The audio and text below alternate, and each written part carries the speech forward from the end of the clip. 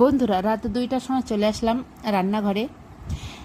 কাল আমাদের পালনি আছে, লক্ষ্মী পালনি, এই জন্য ভাত খাওয়া যাবে না, তাই রুটি তরকারি তৈরি করতে চলে আসলাম।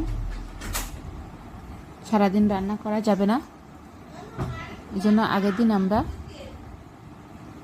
রুটি তৈরি করছি। অনেকগুলো রুটি তৈরি করব।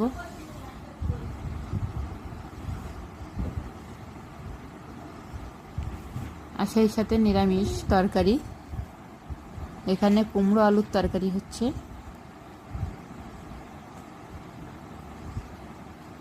আর এখানে ডাল সিদ্ধ আছে।